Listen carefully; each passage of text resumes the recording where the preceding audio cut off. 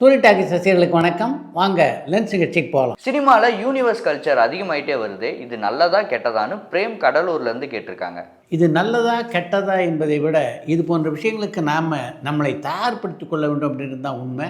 இது போன்ற மாற்றங்கள் எல்லாம் தவிர்க்க முடியாத மாற்றங்கள். கவிஞர் வைரமுத்து அவர்கள் சினிமாலேருந்து விலகிட்டாரான்னு விக்னேஸ்வரன் கோயம்புத்தூர்லேருந்து கேட்டிருக்காங்க. இந்த கேள்வி நீங்கள் கேட்பதற்கு என்ன அடிப்படை காரணம் அப்படின்னு எனக்கு புரியல. சமீபத்தில் வெளியான படையாண்ட மாவீரன் படத்தில் கூட பல பாடல்கள் எழுதியிருந்தார் வைரமுத்து. வி சேகர் அவர்கள் டைரக்ட் பண்ண சரவண பொய்கை படத்தோட ஷூட்டிங் முழுசாக முடிஞ்சிடுச்சா? அந்த படம் எப்போ ரிலீஸ் ஆகும்னு தோரணமலையிலேருந்து செண்பகராமன் கேட்டிருக்காங்க. அமரர் வி சேகர் இயக்கிய சரவண பொய்கை படத்துடைய படப்பிடிப்பு பணிகள் எல்லாம் முடிவடைந்து விட்டன. இருந்தும் அந்த படத்தை அவரால் வெளிக்கொண்டு வர முடியலன்னா அதுக்கு முக்கியமான காரணம் பொருளாதார சிக்கல் தான். இந்த சினிமாவளத்தை அந்த விஷயத்தில் நினச்சி பார்க்கும்போது தான் ரொம்ப சங்கடமாக இருக்குது. எத்தனை வெற்றி படங்களை கொடுத்தவர் வி சேகர்.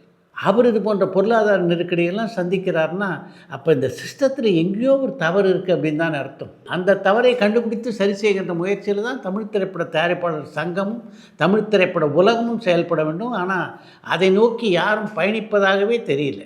பிரான்ஸ் அரசோட செவாலிய விருதை வாங்கியிருக்க தோட்டாதாரனை பற்றி எதாவது சொல்ல முடியுமான்னு ராமன் மைசூர்லேருந்து கேட்டிருக்காங்க. கலை இயக்குநர்களுக்கு ஒரு கௌரவத்தை தேடித்தந்த ஒரு கலை இயக்குனர் அப்படின்னு தோட்டாத்தரணியை சொல்லலாம். அவருக்கு செவாலிய விருது வழங்கப்பட்டிருக்கிறதுனால இதை நான் சொல்லலை. ஒரு கலை இயக்குனராகவே அந்த அளவுக்கு மரியாதையோடு இருந்தவர்.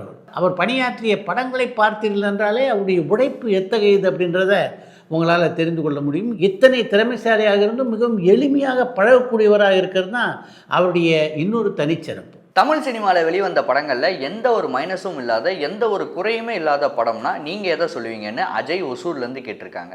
எந்த ஒரு குறையும் இல்லாத தமிழ் படம் அப்படின்றது இதுவரையில் வெளிவரவில்லை, இனியும் வெளிவர வாய்ப்பில்லை அப்படின்றது தான் என்னுடைய எண்ணம். குறைகளே இல்லாமல் ஒரு திரைப்படத்தை உருவாக்க முடியும் அப்படின்றதுல எனக்கு நம்பிக்கை இல்லை.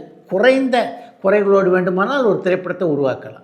எதனால் மதுரையிலேருந்து நடிக்க வந்த நடிகர்களை மட்டும் பெரிய வீரராக பார்க்கப்படுதுன்னு சந்தனகுமார் சென்னையிலேருந்து கேட்டிருக்காங்க. மதுரையிலிருந்து வருகின்ற நடிகர்களை யார் வீரராக பார்க்கிறார்கள் என்பதையும், அப்படி மதுரையிலேருந்து வந்த வீரர்கள் பட்டியல் எது அப்படின்றதையும் எனக்கு கொஞ்சம் சொன்னீங்கன்னா நல்லாயிருக்கும். நீங்கள் ரொம்ப நாளாக ட்ரை பண்ணியும் சாய் வித் சித்ராக்கு இந்த ஒரு பிரபலத்தை கூட்டிகிட்டு வர முடியல அப்படின்னா நீங்கள் யாரை சொல்லுவீங்கன்னு சங்கீதா திருவண்ணாமலையிலேருந்து கேட்டிருக்காங்க. சாய் வித் சித்ரா நிகழ்ச்சியிலே கலந்து கொள்ளாத பிரபலங்கள் தான் நிறைய பேர் இருக்காங்க. ஆனால் நான் பலமுறை அழைத்தும் வராத கலைஞர்கள் அப்படின்னு யாரையும் சொல்ல முடியாது. பராசக்தி படத்துக்கு அப்புறம் சுதா கோங்கரா மேம் என்ன படம் டைரக்ட் பண்ண போகிறாங்கன்னு ஈஸ்வரி ஒசூர்லேருந்து கேட்டிருக்காங்க. பராசக்தி படத்துக்கு பின்னாலே எந்த படத்தை இயக்குவது என்பதை பற்றி பராசக்தி படம் வெளியானதுக்கு பின்னால் தான் சுதா கோங்கரா அப்படி செய்வார். சுதா கோங்கராவை பொறுத்த வரைக்கும் வாய்ப்பு வருகிறது என்பதற்காகவும் பணம் கொடுக்கிறார்கள் என்பதற்காகவும் ஒரு திரைப்படத்தை ஒப்புக்கொள்கின்ற இயக்குனர் இல்லை அவர். முதல் படத்தில் முத்திரை பதிக்கிற புதுமுக இயக்குனர்கள் ஏன் அடுத்தடுத்து சறுக்களை சந்திக்கிறாங்கன்னு தமிழ் ஈரோட்லேருந்து கேட்டிருக்காங்க. முதல் படத்திலே தடம் பதிக்கின்ற இயக்குனர்கள் அடுத்த படத்தில் சறுக்கிறாங்க அப்படின்னு எதை வச்சு நீங்கள் சொல்கிறீங்க அப்படின்னு எனக்கு சொன்னீங்கன்னா நல்லாயிருக்கும். 16 விதியில்லை என்ற முதல் படத்தில் தடம் பதித்தவர் தான் பாரதி ராஜா. அதற்கு பின்னாலே தொடர்ந்து 5 வெள்ளி விழா படங்களை கொடுத்த ஒரு சரித்திரத்தை படைத்தவர். சங்கர் எடுத்துக்கிட்டிங்கன்னா ஜென்டில்மேன் தான் அவருடைய திரைப்படம். அந்த படத்தில் தான் அவர் தடம் பதித்தார். அதற்கு பின்னாலே எத்தனை வெற்றி படங்களை சங்கர் கொடுத்தார். மாரி செல்வராஜ் எடுத்துங்க, பரியேறும் பெருமாள் தான் அவருடைய முதல் படம். அதற்கு பின்னால் எத்தனை வெற்றி படங்களை கொடுத்துருக்காங்க. அதனால் தயவு செய்து பொத்தாம் பொதுவாக இது போன்று யாரை பற்றியும் பதிவு செய்யாதீர்கள். எம்.ஆர். ராதா அவர்கள் ஒரு நாடகத்தில் பிடிச்சா பாருங்க இல்லாட்டி யாரும் வர வேணாம் அப்படின்னு சொன்னதா இன்னொரு தகவலில் நீங்கள் சொல்லியிருந்தீங்க. அதை பற்றி இன்னும் டீட்டெயிலாக சொல்ல முடியுமான்னு பொள்ளாச்சியிலேருந்து விக்னேஸ்வரன் கேட்டிருக்காங்க. என் நாடகம் பிடிச்சிருந்தா பாருங்கள், இல்லைன்னா இந்த நாடகத்தை பார்ப்பதற்காக எவ்வளோ காசு கொடுத்து நீங்கள் டிக்கெட் வாங்கினீங்களோ அதை வாங்கி கொண்டு திரும்பி செல்லலாம் என்று எம்.ஆர். ராதா பேசியதை ஒரு நிகழ்ச்சியில் நான் ஏற்கனவே சொல்லியிருக்கேன். அதை நான் திரும்ப சொன்னேன்னு வச்சுங்க, இதை ஏற்கனவே ஒரு நிகழ்ச்சியில் சொல்லியிருக்கீங்க அப்படின்னு நம்முடைய ரசிகர்கள் பல பேர் சொல்ல வாய்ப்பு இருக்குது. நான் அப்படி சொன்னதை மீண்டும் ஒரு முறை நீங்கள் பார்க்கணுன்னு கேட்கணுன்னு நினச்சிங்கன்னா அதையே போட்டு பாருங்களேன். வீடு வரை உறவு, எங்கே நிம்மதி போன்ற பாடல்கள் தான் இப்போ வரைக்கும் துக்க வீடுகளில் ஒழிச்சிட்டு வருது. சமீபத்தில் துக்கம் சார்ந்த பாடல்கள் எதுவுமே வரதில்லையே, கவிஞர்கள் பற்றாக்குறையானு புதுக்கோட்டையிலேருந்து சிவனேஸ்வரன் கேட்டிருக்காங்க. துக்கம் சார்ந்த பாடல்கள் வரலைன்னா மகிழ்ச்சி கொள்வீர்களா, இல்லை அதுக்காக வருத்தப்படுவீங்களா? ஒரு படம் ஹிட் ஆச்சு அப்படின்னா அந்த ப்ரொடியூசரோ ஹீரோவோ டேரக்டருக்கு காரை கிஃப்டாக தராங்க. அந்த மாதிரி எம்ஜிஆர் காலங்களில் ஏதாச்சும் பழக்கம் இருந்ததான்னு ஈரோட்லேருந்து நரேஷ் கேட்டிருக்காங்க. இப்போதெல்லாம் சிறந்த படங்களை தருகின்ற இயக்குநர்களுக்கு அந்த படத்தினுடைய கதாநாயக நடிகரும் அந்த பட நிறுவனமும் கார்களை பரிசீலிக்கிறார்கள். ஆரம்ப காலத்தில், அதாவது 60களிலும் 70களிலும் தங்கச் சங்கிலிகளை பரிசீலிக்கின்ற வழக்கம் இருந்தது.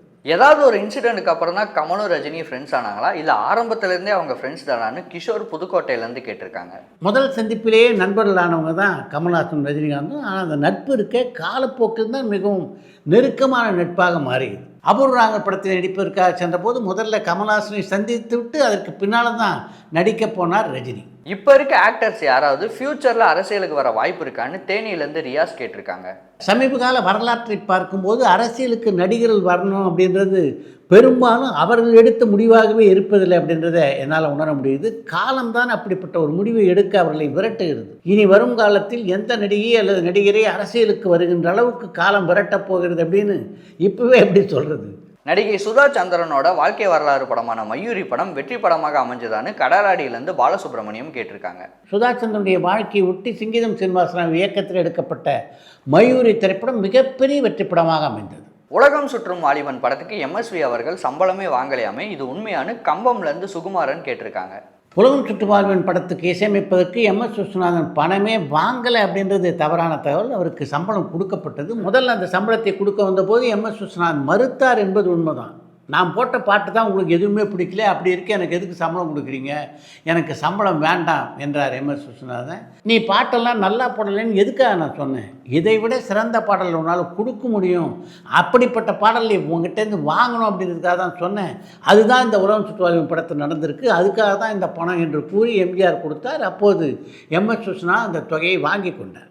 நடிப்பு அப்படின்னாலே சிவாஜி கணேசன் அவர்கள் தான். சிவாஜி கணேசன் அவர்களே வேறு ஒரு நடிகரோட நடிப்பை பார்த்து வியந்திருக்காரான்னு அஜய் ஒசூர்லேருந்து கேட்டிருக்காங்க. MR ராதா, TS பாலையா போன்ற பல நடிகருடைய நடிப்பை பார்த்து வியந்திருக்கிறார் நடிகர் திலகம் சிவாஜி. சிவாஜி அவர்கள் நடித்து ரிலீஸ் ஆகாத படம் ஏதாச்சும் இருக்கான்னு பழனியப்பன் கோவையிலேருந்து கேட்டிருக்காங்க. சிவாஜி நடித்து வெளிவராத படம் அப்படின்னா ஞாயிறும் திங்களும் படத்தை சொல்லலாம். அந்த படத்தில் சிவாஜிக்கு ஜோடியாக தேவியா நடித்திருந்தார். KB சுந்தராம்பாள் ஒரு முக்கியமான கதாபாத்திரத்தில் அந்த படத்தில் நடிச்சிருந்தாங்க.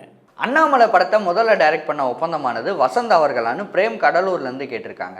அண்ணாமலை படத்தை இயக்குவதற்காக முதல்ல ஒப்பந்தம் செய்யப்பட்ட இயக்குனர் வசந்த் என்பது உண்மைதான். அவருடைய பெயரிலே விளம்பரம் கூட வெளிவந்தது. அதற்கு பின்னால் தான் சுரேஷ் கிருஷ்ணா அந்த படத்தை இயக்குகின்ற ஒரு சூழ்நிலை அமைந்தது. ஹீரோவாக நடிகர் சந்தானத்துக்கு அதிக வசூல் குவித்த படம் எதுன்னு ஹரீஷ் பழனியிலேருந்து கேட்டிருக்காங்க. சந்தானம் கதாநாயகன் நடித்த முதல் திரைப்படமான கண்ணா லட்டு தின்னாசையே மிகப்பெரிய வெற்றி படம் தான். அதற்கு பின்னாலே DD ரிட்டர்ன்ஸ் திரைப்படமும் மிகப்பெரிய வெற்றி படமாக அவருக்கு அமைந்தது.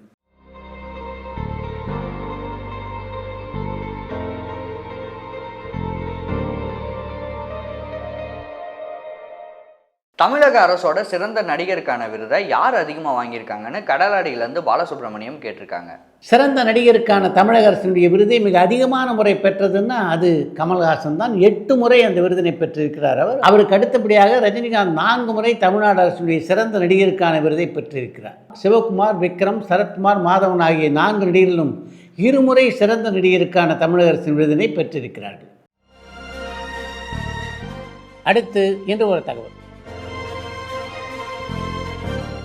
தமிழ் சினிமாவிலே சிறந்த நடிகருக்கான தேசிய விருதை வென்ற முதல் நடிகர்னா அது புரட்சித் தலைவர் எம்ஜிஆர் தான். அந்த காலகட்டத்தில் சிறந்த நடிகருக்கான விருதை பாரத் விருது என்றும் சிறந்த நடிகைக்கான விருதை ஊர்வசி விருது என்றும் வழங்கி கொண்டிருந்தார். இதயவினை படத்தினுடைய படப்பிடிப்பிற்காக எம்ஜிஆர் காஷ்மீர் சென்றிருந்த போது காஷ்மீர் ரேடியோவின் சார்பாக பாரத் பட்டம் பெற்ற போது உங்களுடைய மனநிலை எப்படி இருந்தது என்ற ஒரு கேள்வி எம்ஜிஆரை பார்த்து கேட்கப்பட்டது. அது நான் எதிர்பார்க்காமல் எனக்கு கிடைத்த விருது அப்படின்றதுனால முதல்ல அதை என்னால் நம்பவே முடியவில்லை. அப்படி விருது எனக்கு கிடைத்திருக்கிறது என்று என்னுடைய நெஞ்சில் பதிய வைத்துக் கொள்ளவே எனக்கு சிறிது நேரம் பிடித்தது. எதிர்பார்த்த ஒன்று கிடைக்காமல் போய்விடுமானால், அதை தாங்கிக் கொள்ள இதயத்திற்கும் போதுமான வலிவில்லாமல் போய்விடுமானால் அது பெரும் ஏமாற்றமாகத்தான் முடியும். அதே சமயத்தில் எதிர்பாராத ஒன்று கிடைக்குமானால் மிகுந்த மகிழ்ச்சியை தரும். அதே சமயத்தில் கொஞ்சம் அதிர்ச்சியும் நமக்குள்ளே ஏற்படுத்தும் என்று காஷ்மீர் ரேடியோ சார்பாக கேள்வி கேட்ட அந்த நபருக்கு பதில் சொன்னார் புரட்சித் தலைவர் எம்ஜிஆர். பின்னணி இசை சேர்ப்புக்கு உரிய கால அவகாசத்தை நம்முடைய இயக்குனர் கொடுக்கறது இல்லைன்னு நினைக்கிறீங்களா? 100% சார். ஒரு 15 நாளில் பண்ணணும், 10 நாளில் பண்ணணும்லாம் வருது சார். ஃபார் எக்ஸாம்பிள் புஷ்பா, அது 3 மணி நேரம் படம். இப்போ என்ன ஆகுனா சார், நான் அதை எடுத்துட்டேன். எனக்கு என்ன வருத்தமாக இருக்குங்க சார், ரெஃபரன்ஸ் மியூசிக் கொடுப்பாங்க இன்டர்நேஷ்னலாக மிகப்பெரிய கம்போசர் ஒரு 100-150 பேரை வச்சு ஆர்கெஸ்ட்ரா எடுத்த ஒர்க்காக இருக்கும். இதே மாதிரி ஒன்று பண்ணிடலாமா? இப்போ இளையராஜா என்னுடைய பல படங்களுக்கு இசையமைச்சிருக்காரு. பெரும்பாலான படங்களுக்கு 5 கால்ஷீட்டுக்கு மேலே ரீரிகார்டிங்க்கு அவர் எடுத்துக்கிட்டதே கிடையாது. அதாவது 2.5 நாள் தான் ஒரு படத்துக்கு ரீரிகார்டிங். ஏன் இப்போ அது சாத்தியமாக இல்லை? மௌன ராகம் சார், அந்த கியூட் லவ்க்கு நம்ம இந்த இப்போ பண்ணியிருந்தா எப்படி தெரியுமா பண்ணியிருப்பானுங்க? கிட்டார்லாம் சங்கு சங்கு சங்குன்னு வந்துருப்பாங்க. டம்பல் 2 பேரும் ஓடுவாங்க. இப்படி தானே இருக்கும்.